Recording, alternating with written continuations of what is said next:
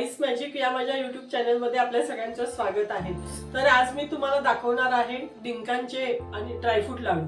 तर त्यासाठी काय काय साहित्य लागणार आहे ते मी तुम्हाला दाखवते।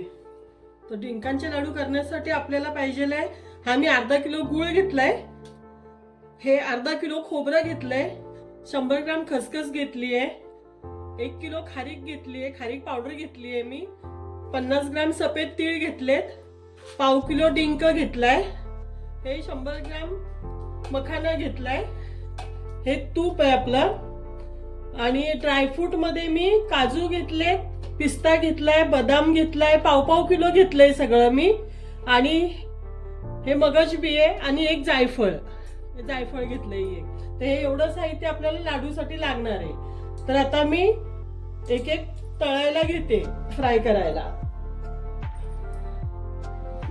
कढई आपली छान तापली आहे, मी आता खोबरं भाजायला टाकते। पहिलं खोबरं छान भाजून घेते।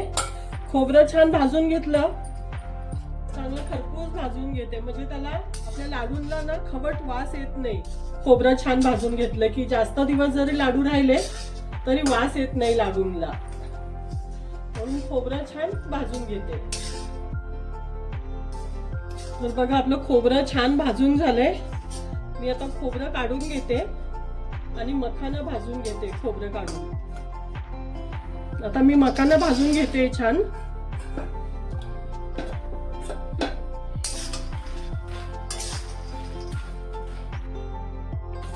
बघा आपला मखानाही मस्त भाजून झालाय, छान कुरकुरीत झालाय, हे बघा। मखानाही मी काढून घेते आता भांड्यामध्ये।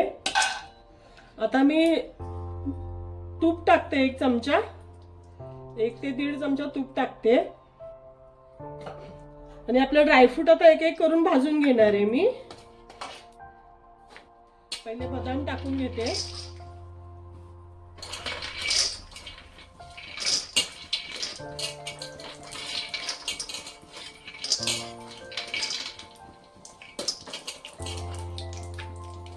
बदाम छान भाजून घेते आता।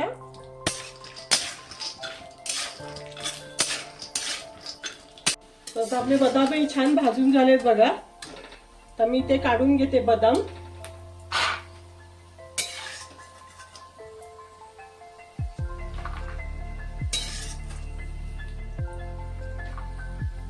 आणि आता काजू टाकते मी, आता काजूही छान भाजून घेते।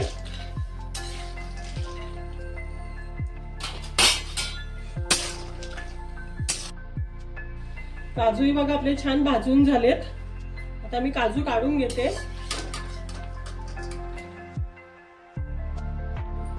आता हे अक्रोड टाकून घेते, अक्रोडही 2 मिनिटं चांगले भाजून घेते।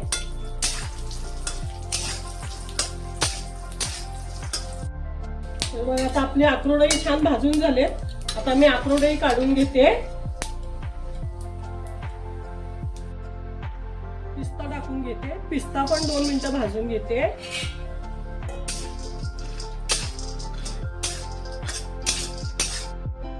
पिस्ताही आता 2 मिनिटं भाजलाय मी, त्याच्यामध्येच आता हे मगज बी आहे ना ते टाकून घेते। मगज बी 2 मिनिटं भाजणार आहे, आणि मग त्यामध्येच आपण तीळ पण टाकून घेणार आहे।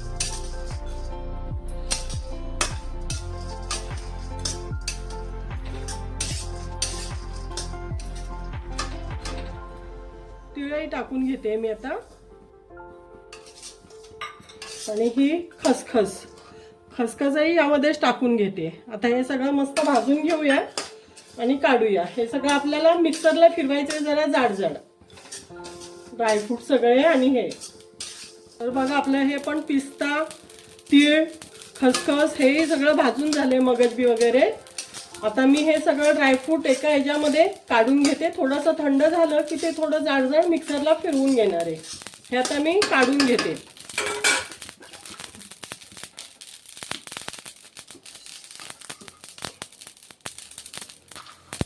तर बघा ड्रायफ्रूट मी असे सगळे वेगळे भाजून घेतलेत।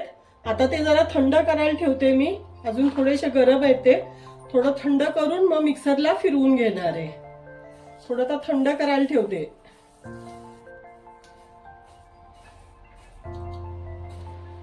आता मी तूप टाकून घेते परत आणि यामध्ये आपल्याला थोडीशी खारीक भाजून घ्यायची आहे. जरा खारीक पावडर आहे ती आपली. तर ही 1 किलो खारीक पावडर घेतली आहे मी. तर ती टाकून घेते मी त्याच्यामध्ये. ती भाजून घेणार आहे जरा 10 मिनिटं.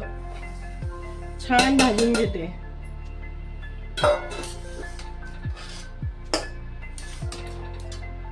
तर मग आपल्याला खारीकही भाजून झाली आहे आणि आपले ड्रायफ्रूटही छान मी असे बारीक करून घेतलेत बघा. मस्त बारीक करून घेतलेत. मी आता खारीक यामध्येच काढून घेणार आहे. खारीकही आपली छान भाजून झाली आहे आणि खारीक काढून आता मी डिंक तळून घेणार आहे. मी खारीक काढून घेते.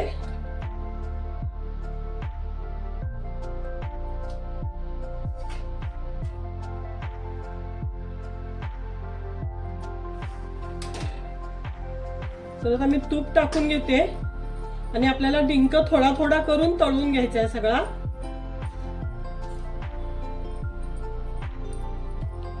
आपल्याला डिंकाला जास्त तूप लागतं, बाकी याला नाही लागत जास्त. आता मी हे थोडा थोडा करून डिंक सगळा तळून घेणार आहे. तूप गरम होऊ दे आपलं. तर आता आपलं तूप तापलंय. मी त्याच्यामध्ये थोडा थोडा करून डिंक टाकून घेणार आहे आणि तळून घेणार आहे. छान फुलवून घ्यायचं आहे डिंक.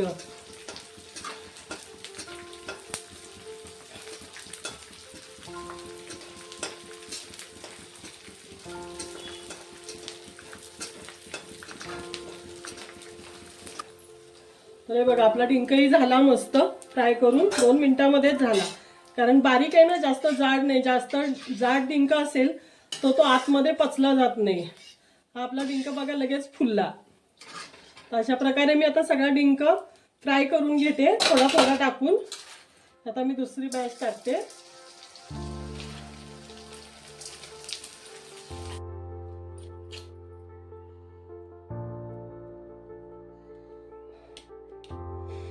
आता मी थोडंसं तूप टाकते आणि त्याच्यावर गूळ टाकणार आहे.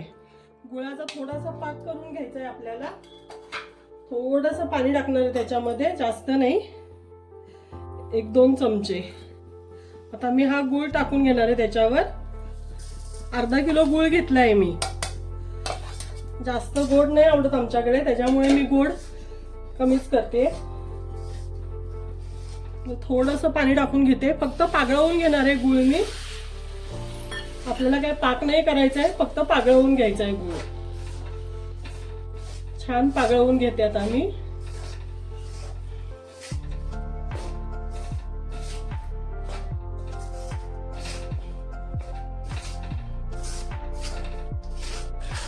तर बघा आपला हा गूळ असा मस्त पागळलाय.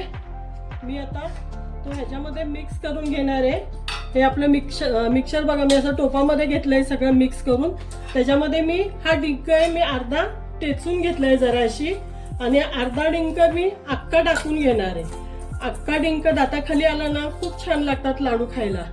त्याच्यामुळे मी हा अख्खा डिंकही ठेवलाय बघा. हा अख्खा डिंक असाच टाकणार आहे मी त्याच्यामध्ये. आणि आता आपल्याला हे सगळं मिक्स करून त्यामध्ये हे गूळ पातळ जो गूळ करून घेतलाय आपण तो ओतून घ्यायचा आहे आणि सगळं मिक्स करायचं. बघा हे असं मग सगळं मिक्स करून घेतलंय मी छानपैकी. आता ह्याच्यामध्ये मी गूळ ओतून घेणार आहे. गूळ ओतून जरा थंड करून मिक्स करणार सगळं आणि मग लाडू बांधणार.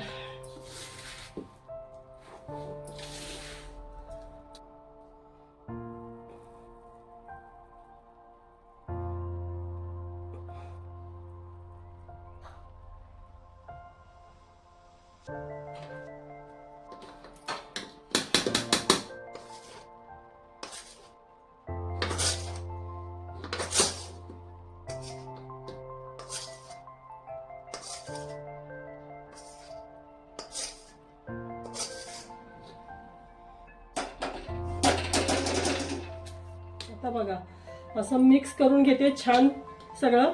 याच्यामध्ये गूळ सगळं मिक्स करून घ्यायचा. त्याच्यात जरा गरम आहे म्हणून मी नंतर जरा थोडं थंड झालं की हाताने सगळं मिक्स करून घेणार आहे. अजून थोडा गरम आहे ना गूळ. आता हे बघा गूळ मी थोडासा मिक्स करून घेतलाय. आता हे वेलची पावडर टाकते, 2-2.5 चमचे टाकते. वेलची पावडरने छान चव येते. आणि हे एक जायफळ घेतलंय मी, ते जायफळ खिसून घेणार आहे त्याच्यामध्ये मस्त.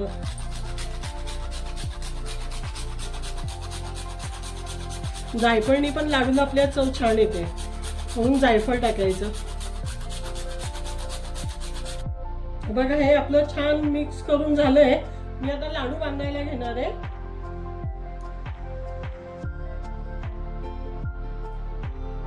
डिंक बघा मी अक्काच टाकलाय, छान वाटतो अक्का डिंक त्याच्यामध्ये.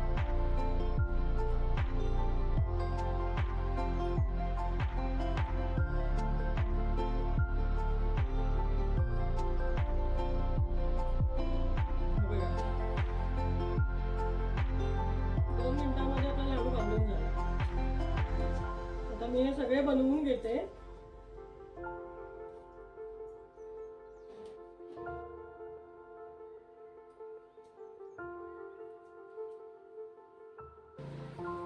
तर बघा बनवून झाले आपले हे असे डिंकाचे लाडू.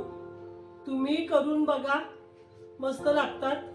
माझ्या रेसिपी जर आवडत असतील तर लाईक करा, शेअर करा, सबस्क्राईब करा, माझ्या व्हिडिओला सपोर्ट करा.